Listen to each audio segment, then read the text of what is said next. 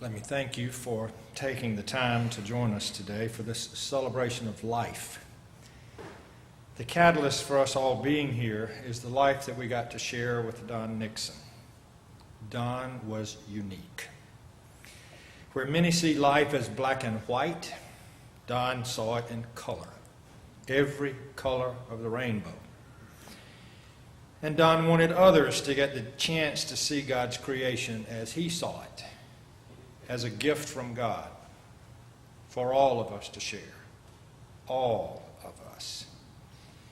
Don had definite ideas about things, about flower arrangements, about performances, about church and worship, and about rejoicing in the many expressions of art in this world. Don's focus in life was to celebrate life, every part of it, from beginning to end. In some ways, Don never really wanted anything to end. Not a performance, not a piece of music, not our thinking about an artist's rendering of some piece of music or scene. He wanted us to take what we saw and what we heard and what we felt back out into our everyday life, and then want to come back and see it and feel it and hear it again and again. As much as Don did not want a funeral, something that focused on endings, a benediction, so to speak, he was much more about life, those shared experiences where we form relationships that help us to understand and experience life more fully.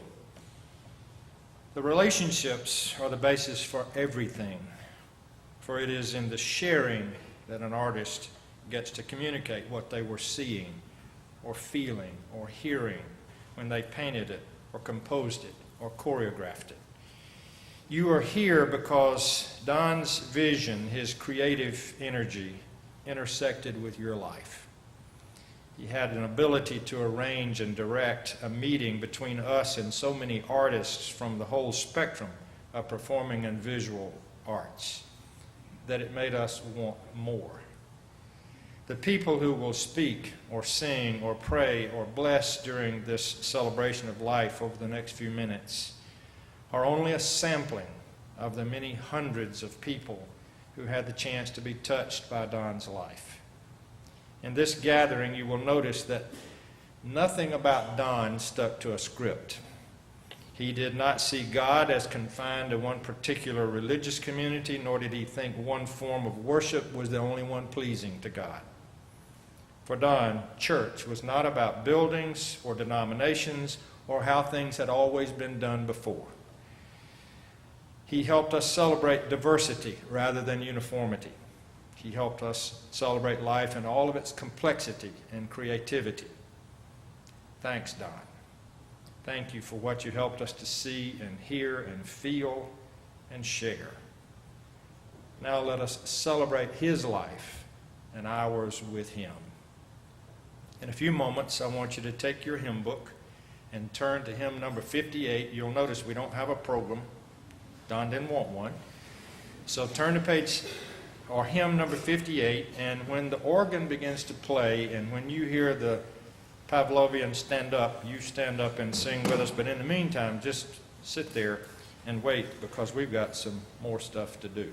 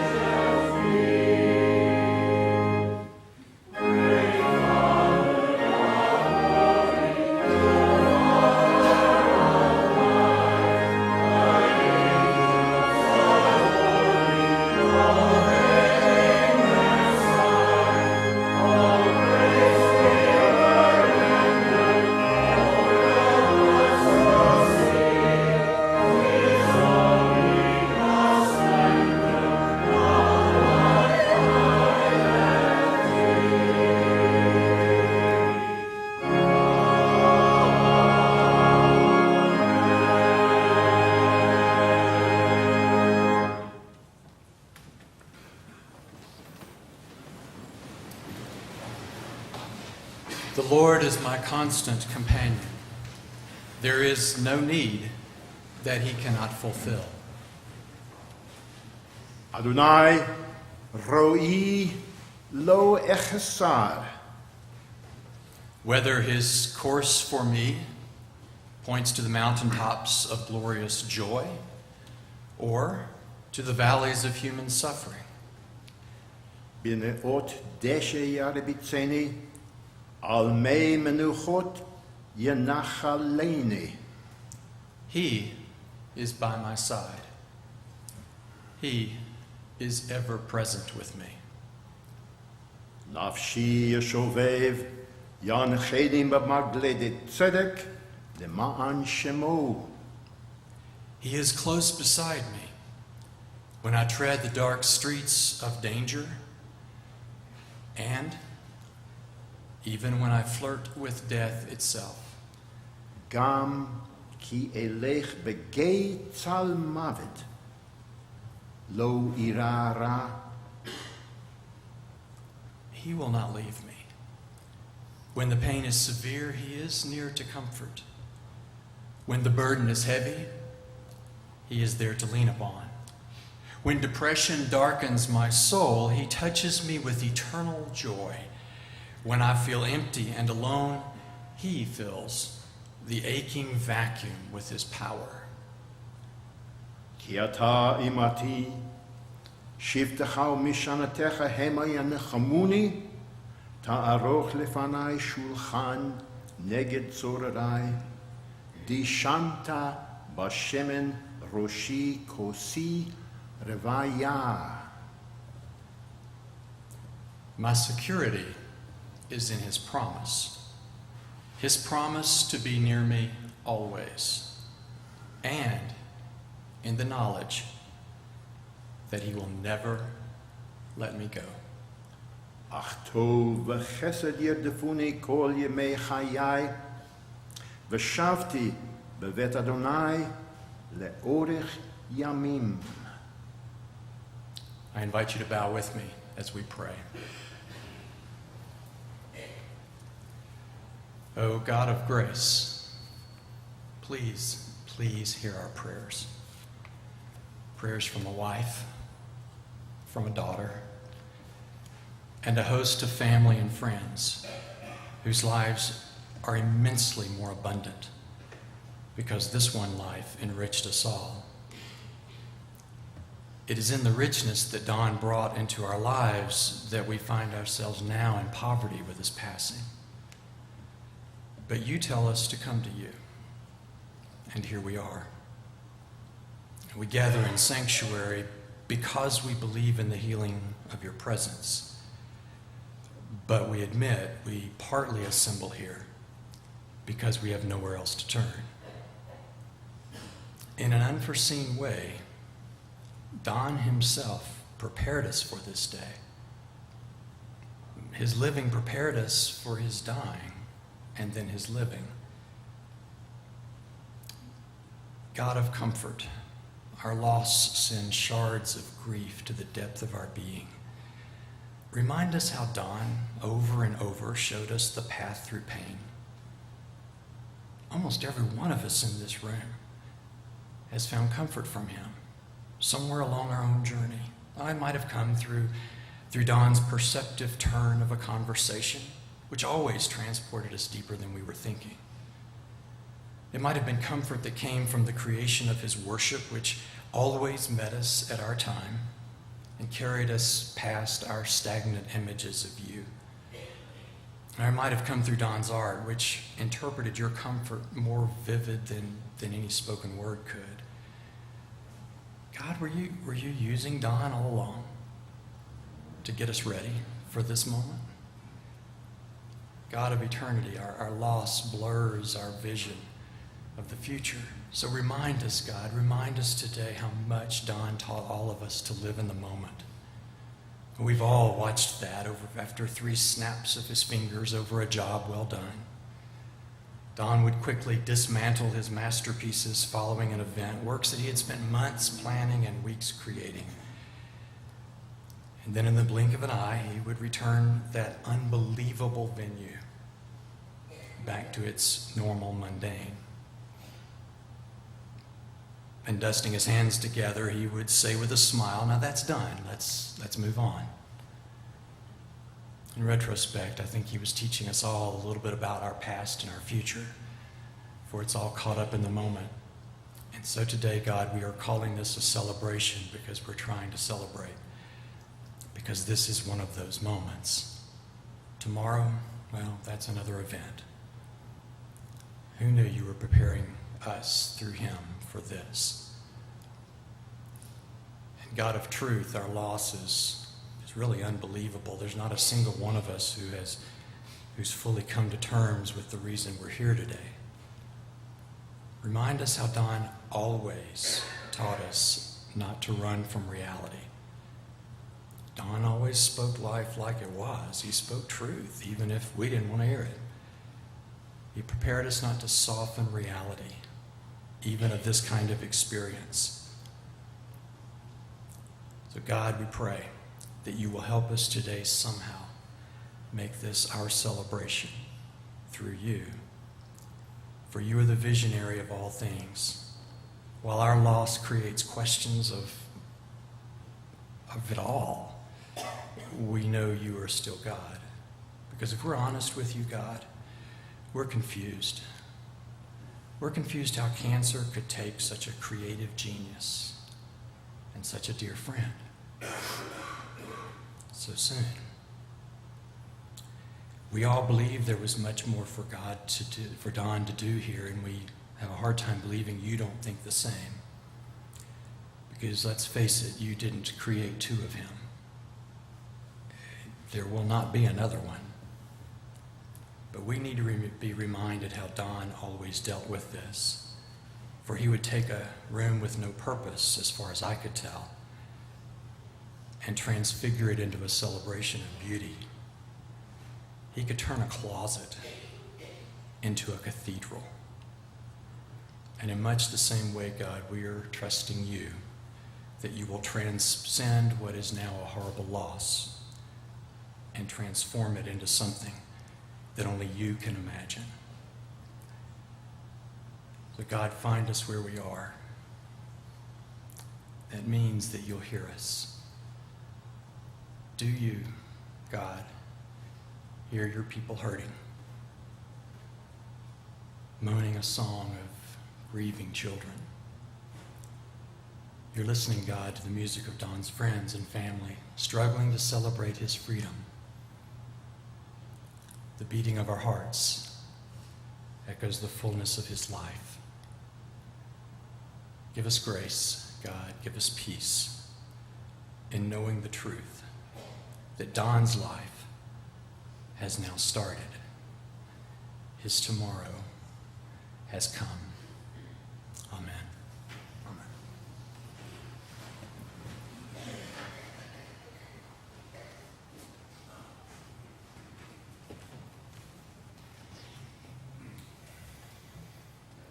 Don Nixon, along with Kathy and their daughter Jordan, entered our life here in Newnan back in February of 2003. He'd just been hired as the inaugural director for the Center for Performing and Visual Arts. We had no idea who had just walked into our life, nor did we realize then how much impact he would have on our community. I love this statement by Madeline L'Engle. The great thing about growing older is that you don't lose all the other ages you have been. How true, especially in Don's case. All of his other ages, all of the places and people who touched his life along the way, helped shape the man who came to us 13 years ago. It began in Virginia, where this boy who had been born into a coal mining family dreamed of things other than digging coal out of the ground. He was drawn to flowers and art and music. He moved as a teenager from a Bible church to Abingdon Baptist Church. Their minister of music opened a whole new world for him through music. Don went with that minister to Ridgecrest Baptist Assembly up in North Carolina, where they were premiering the musical Celebrate Life. Reagan Courtney wrote the book and the lyrics, Burl Red composed the music, and Cynthia Clausen sang it. Don fell in love with the musical, and Reagan fell in love with Cynthia, and they've all been connected ever since. That youth choir, called Shalom Choir, and Celebrate Life is where Don met Kathy, and they became partners for life, marrying in 1980. 7 kids out of that 50-member youth choir went on to seminary and ministry. And Don became a minister of music in Roanoke, spent 3 years there, he and Kathy. They then moved to Monroe, Louisiana, and Parkview Baptist Church, and it was there in Monroe that several in the church determined that they needed to do church in a different way. So they birthed their own version of church and called it Northminster. Instead of somebody saying, "You can't do that at church," I can just hear Don saying, "Why not?"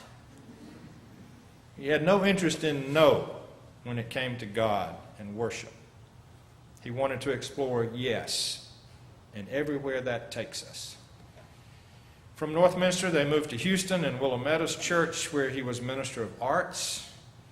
All along the way, in every one of these towns, Don collected friends and new relationships with priests and rabbis, artists of every stripe and every color.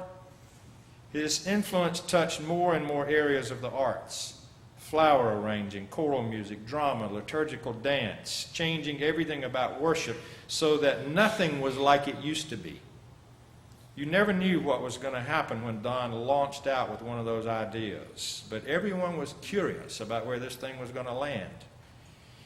Then in 2003, after 25 years in church work, Don shocked everyone with this crazy idea to leave his known world and try something totally new, working for a school system in Georgia.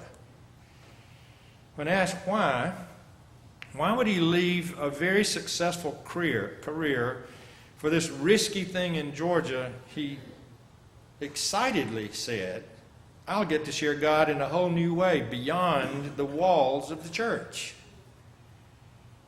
All these other ages and places and people were, in those relationships, helping to shape the man who would come here into this community and become a Pied Piper for us. And he easily created a following everywhere he went because you couldn't help but love him. When Don came to Newnan, the center was in the process of being built. He was like a kid in a candy shop.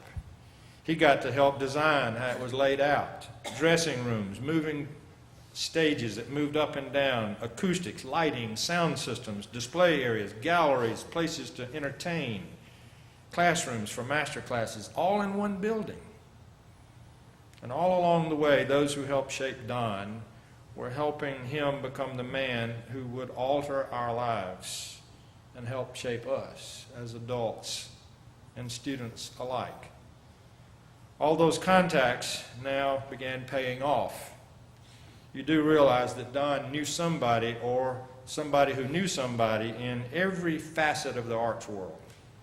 He began calling and booking and dreaming of who to bring for this performance or that class: artists, sculptors, dancers, writers, orchestras, soloists, military bands, bluegrass, even Elvis came, or an impersonator. They did tell one woman who was coming, "You do realize Elvis is dead," and this is just... I can remember Don and Kathy telling Ingrid and me one night about going to New York and going to a play where they had premiered some new dance choreography. And as they left and went down into the subway, Don recognized the choreographer, the guy who had staged all this thing. He just walked up to the guy and started a conversation, and in about 5 minutes he'd booked that guy to come to Newnan to do his choreography here. That's just the way he was. He believed everything was possible. All you had to do was try. Weekly, monthly, an amazing array of artists and acts came our way and brought the world to our community, especially to our students. In all of this, Don never left the church. He did something really hard for him. He sat on the back pew and worshiped with us and probably bit his tongue the whole time. I was scared to ask him what he thought about what we were doing. But whenever I asked, he volunteered, helping with a wedding or a tableau for us at Advent. One year, I'd ask him to do it, and there was this old rotten piece of wood sitting out there on the table. And I thought, what in the world was he thinking? The next Sunday, there's tiny little green things sticking up out of the edge of it. And the next Sunday, it had grown into a stalk. And the next Sunday, it was a complete plant. And all of a sudden, you could realize that you were looking at the stump of Jesse, out of which a branch would grow, bearing much fruit. Then one year, he asked folks to bring a piece of cloth signifying something about their family or about them as an individual. And then after Advent was over with, he took all those pieces of cloth and sent them to a friend in Houston. Did one of you do this? And sewed this thing together so that I have this stole. And Welton's got one, and Alan's got one, and Reagan's wearing one. But it's a stole that's a reminder for me that every time I wear this, I'm surrounded by the prayers and the love of the people of this church. He's the one who figured that out in his head about how he could symbolize something so special.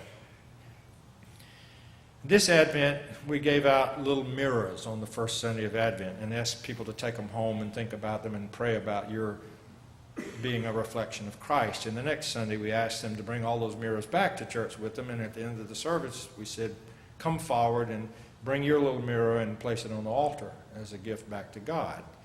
And before everybody finished, a couple of the ladies of the church were sitting there gluing those little mirrors onto that cross that you see in the baptistry. A reminder that whenever we worship, we come together under the cross as the reflection of Christ in this world. Only Don could have seen that and figured out a way to visualize it in front of us. Of all the places, I found a wonderful statement in Sports Illustrated for Don.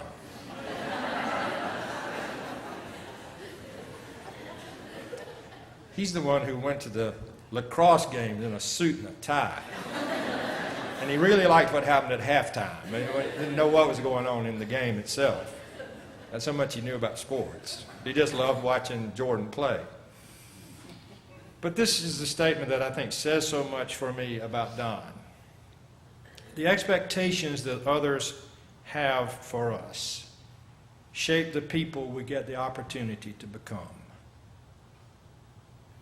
The expectations that others have for us shape the people we get the opportunity to become.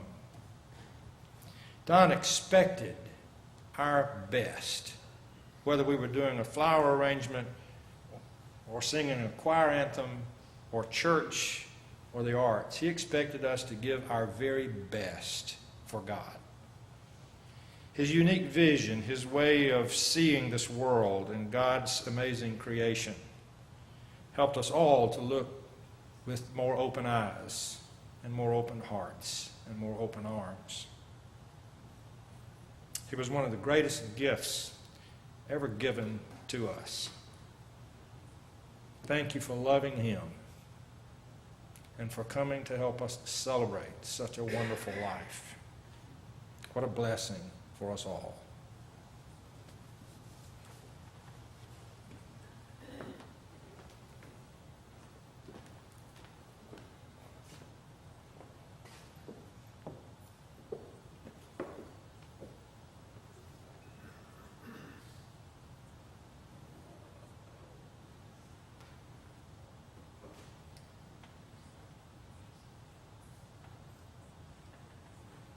Zecher Tzadik Livracha. The memory of a good man is a blessing. The thoughts, the presence of Don in your thoughts and in your hearts. The extraordinary partnership, Kathy-Don partnership, with open-ended dreams and accomplishments. that nurtured you, Jordan, and let you fly. His great joy in watching you become who you are, and in everything you do, it was catching that joy. His boundless love, his unconditional love for you, Kathy, and for you, Jordan, this is the blessing. Don gloried in his journey, and we are blessed by his passion to bring us along on it with him. He saw the infinite possibilities, but he understood the finite details of the process. He empowered us to participate with him in the arts, the artistic world that he cherished so. And he selected the finest that we might understand that path of the journey. This is the memory we carry in our hearts in love. Zecher Tzadik Livracha. The memory of a good man is a blessing.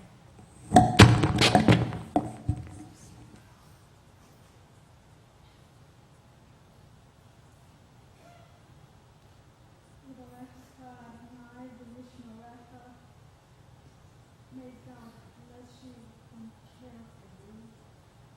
Yahweh Adonai Panaveyecha V'Chumecha. May God's light shine on you and protect you. Yisa Adonai Panaveyecha V'Yasenecha Shalom. May God's love give you comfort and peace. Let us all say, Amen.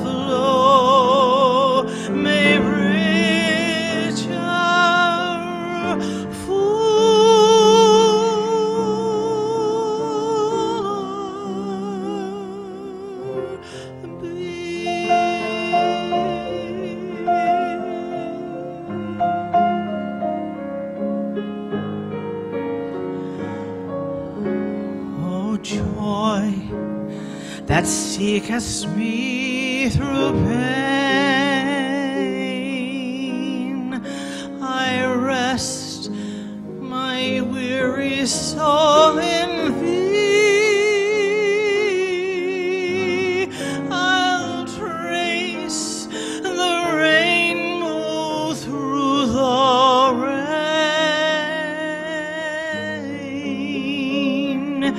and feel the promise is not vain, that morn shall tearless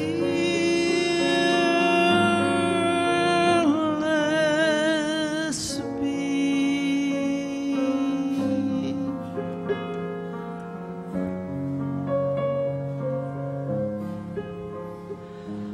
O love that wilt not let be cold, I rest in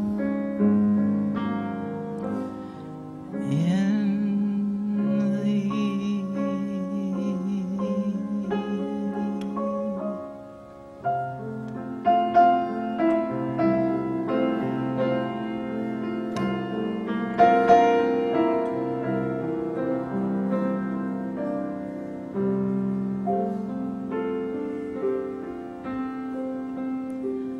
Life has taught me this. Every day is new. And if anything is true, all that matters when we're through is how we love.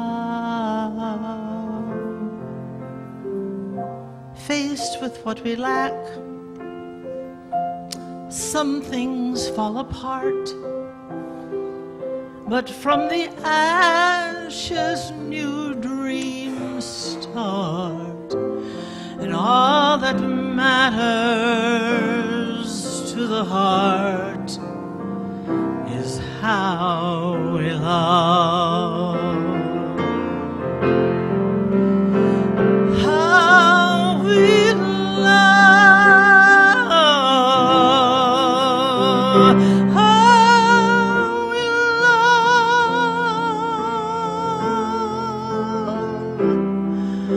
From the smallest act of kindness, in a word, a smile, a touch,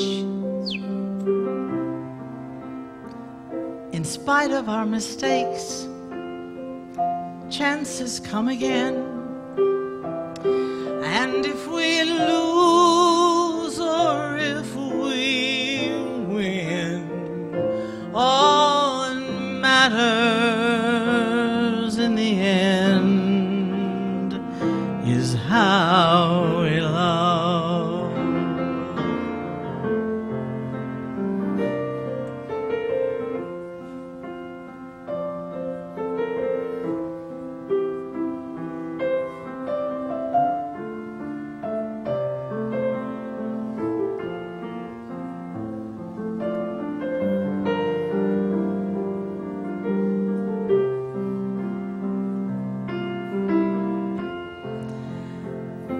How he loved, how we love, how we love.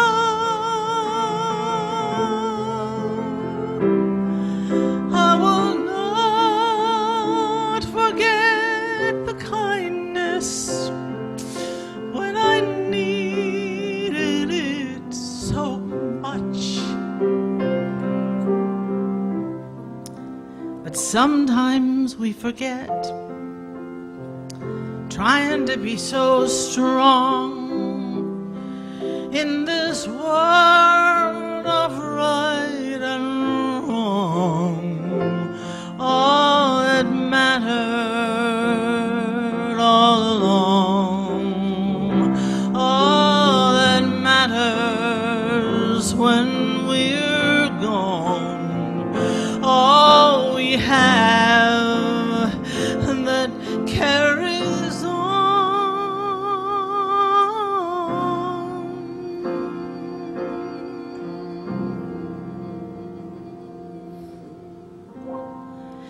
is how we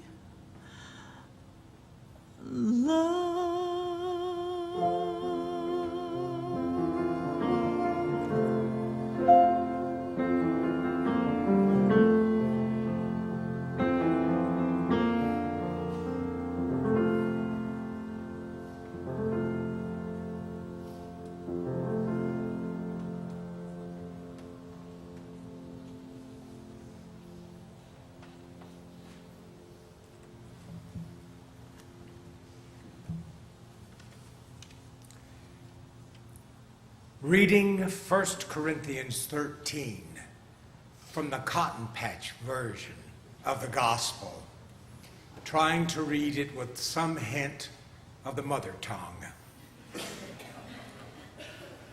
Though I speak with the tongues of men and angels, but have no love, I'm a hollow-sounding horn or a nerve-wracking rattle. And though I have the ability to preach and know all the secrets and all the slogans, and though I have sufficient faith to move a mountain, but have no love, I am nothing. And even though I renounce all my possessions and give my body as a flaming sacrifice, but have no love, I accomplish exactly nothing. Love is long-suffering and kind. Love is not envious, does not strut and brag, does not act up or try to get things for itself. It pitches no tantrums, keeps no books on insults or injuries, seeks no fun in wickedness, but rejoices when truth prevails.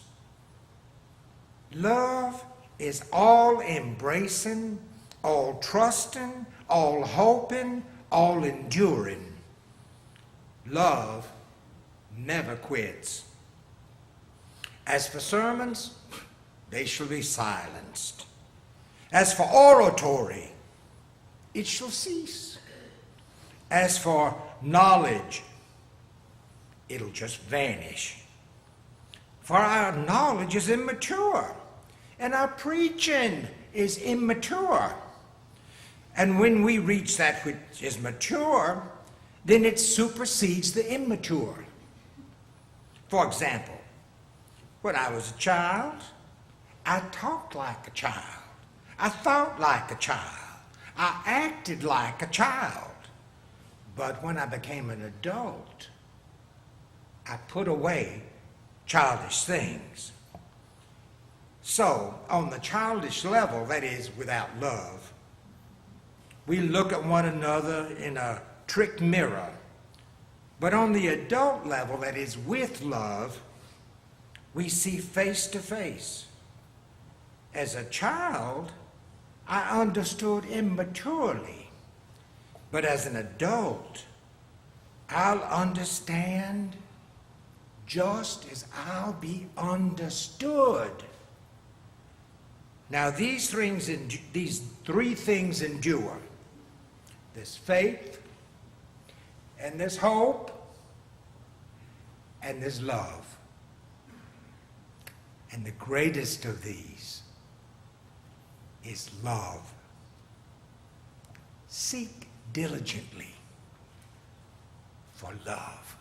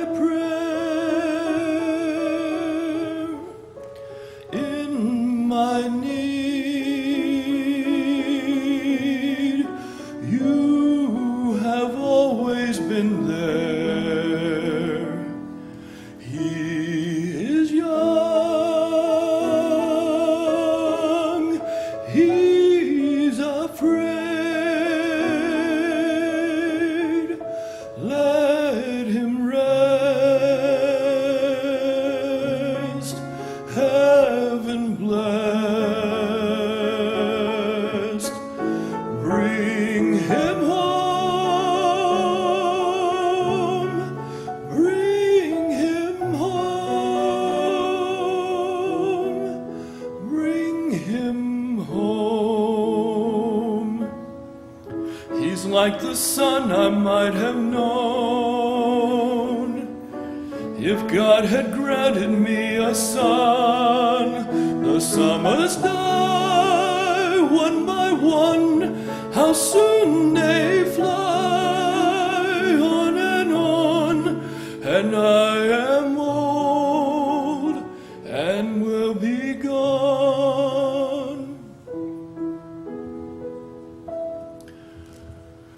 Bring him peace, bring him joy.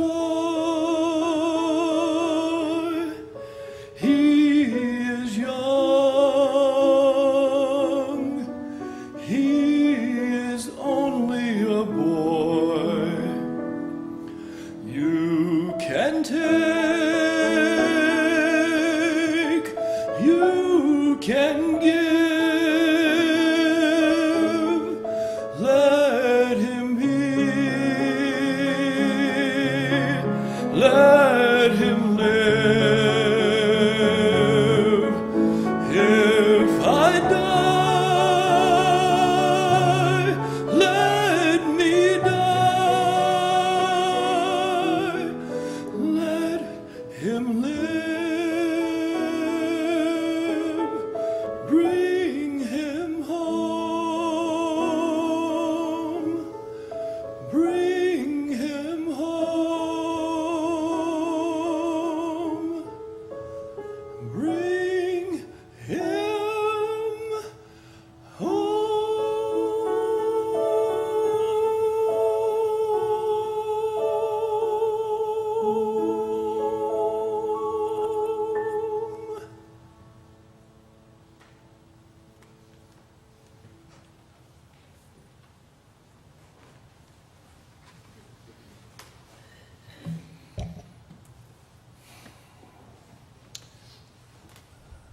On our first day of work together, I took a message that a caller had left for me to pass along to Don. A soft female voice said, "Just tell Don that the secret garden called and his load of dirt is in."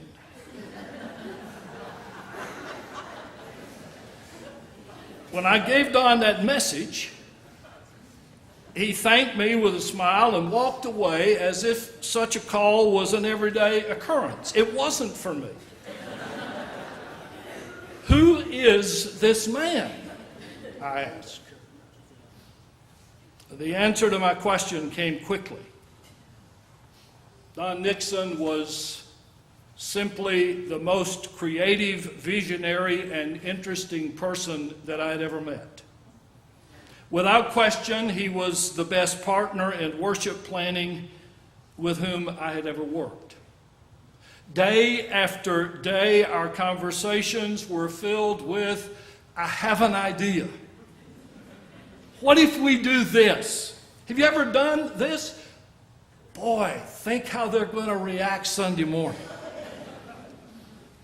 This guy could take a scrawny, brown, broken limb picked up from the side of a road and turn it into a trumpet heralding Advent. In a stunning floral arrangement, he could pay homage to the importance of the cross during Holy Week with such sensitive genius and spiritual intelligence that not even the darkest shadows could extinguish the subtle but promising glow of resurrection light. Don was disciplined and focused in his work. Unfortunately, the same could not always be said about his mind. Soaring ideas bumped into each other frequently and forcefully. The first words in a sentence could suddenly give way to comments on an altogether different subject by the end of the sentence. But I knew my friend well enough to know that every one of his ideas deserved attention because resident in all of them was a potential for birthing an epiphany, bulging with revelation and inspiration. Don insisted that we not do a funeral. I think he really did. But he just wasn't sure we could plan an event that would come up to his standards.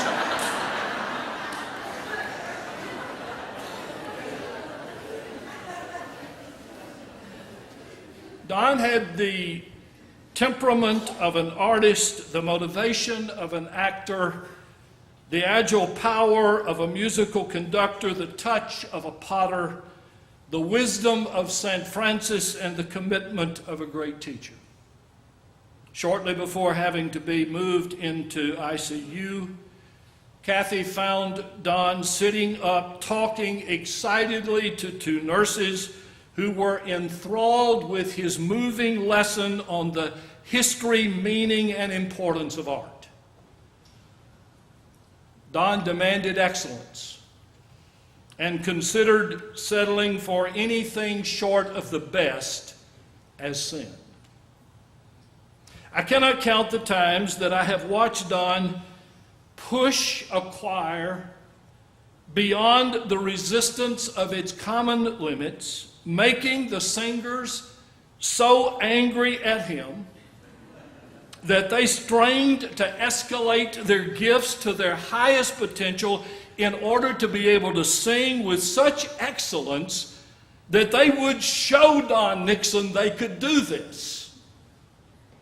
And of course, they didn't see Don walk back to the choir room with a smile of satisfaction on his face, knowing that those choir members had just done something they never knew they could do.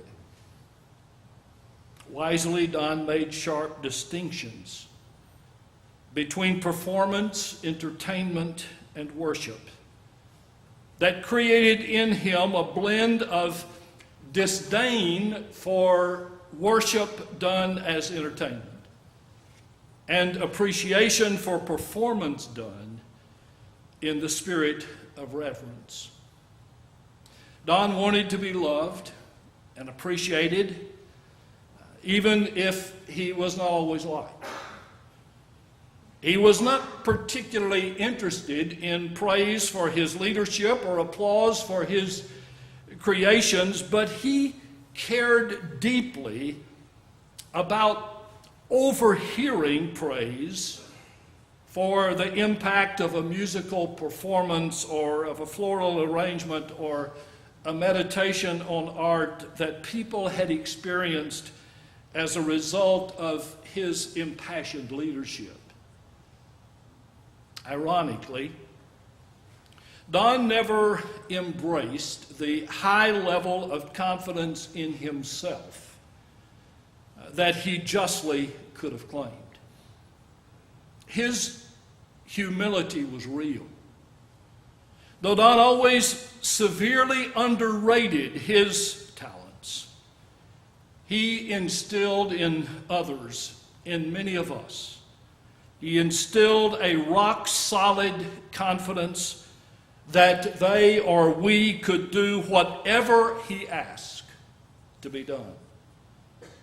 With great courage, Don hid his reticence behind diligence and sought the best, never hesitating to pick up a phone and call the Alvin Alley Dancers or the Vienna Boys Choir or the President's Own Band, believing so strongly that he could schedule these artists that he simply refused to take no as an answer to his invitations.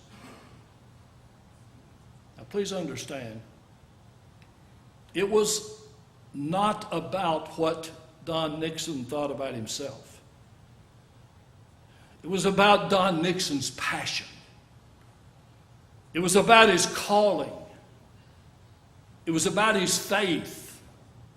This was his life, to live as one of God's servants, charged with exposing people of all ages to a variety of artistic experiences that would enhance individual lives, infuse communities with quality, and encourage support for the arts.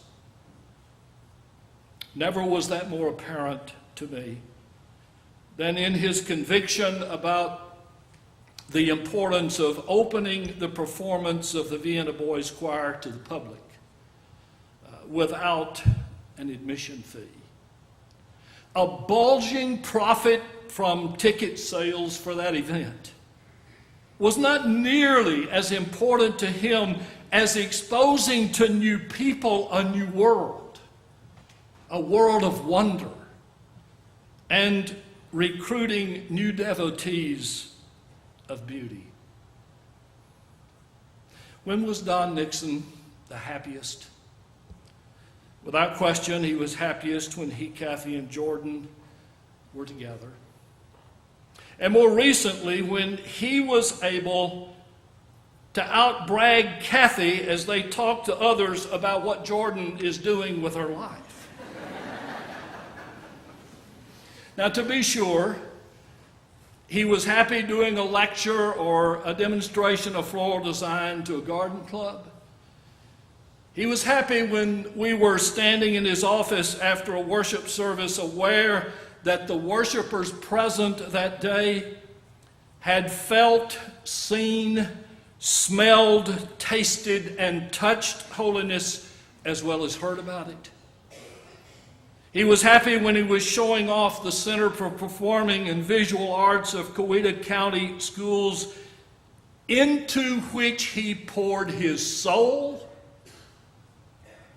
He was happy when he was exiting a production on Broadway in Lincoln Center, or uptown or downtown or in the village, a new play that was showing, thinking all of the while how he could use what he had just experienced in helping others to share a similar experience. One of my fondest images of Don's happiness comes from a Sunday afternoon when I walked into his backyard, and I found him sitting on the ground with his legs crossed and his hands pushed deep into a combination of Louisiana mud and fine, fresh soil, maybe from the secret garden.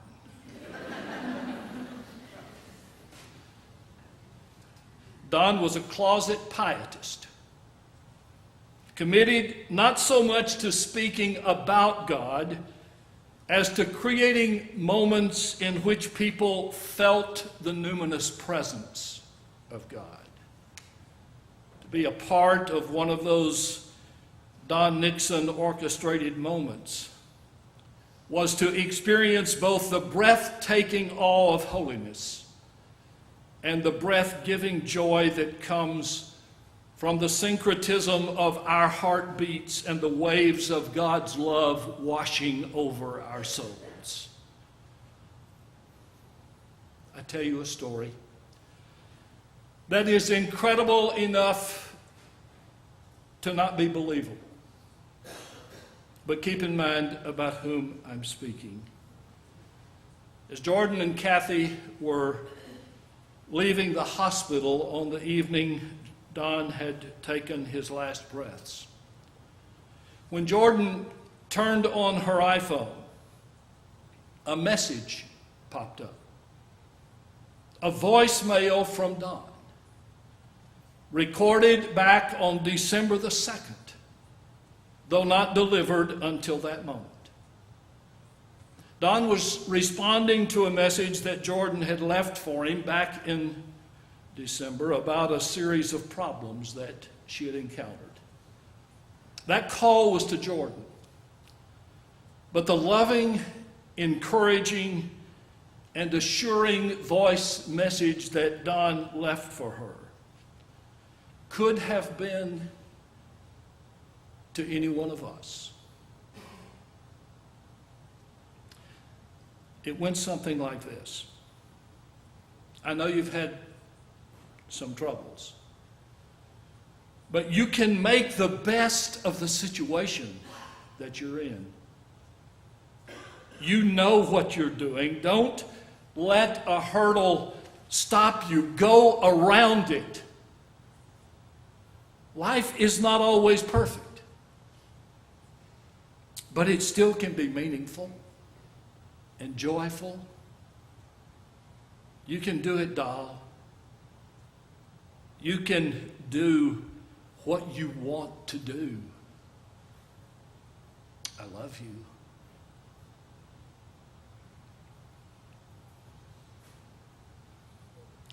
Thanks be to God for the immeasurable gift of the life of Don Nixon.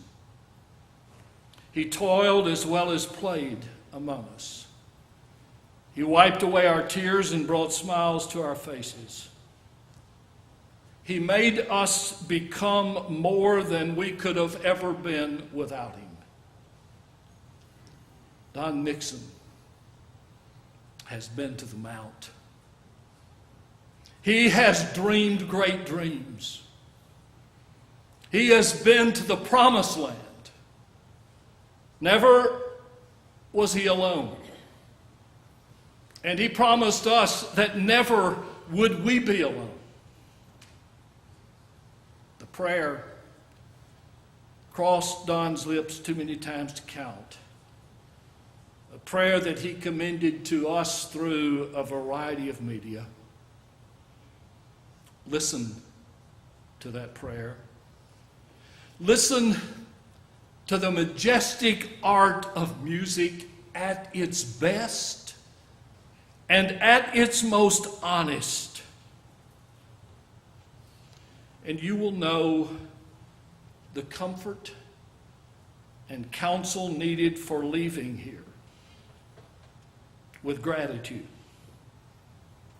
and leaving here ready to get on with a life of meaning and art and beauty that makes the world a better place and fills our hearts with overflowing love.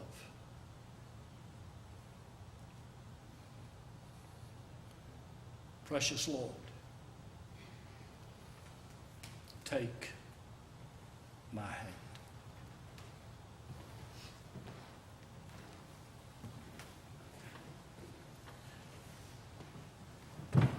Precious Lord, take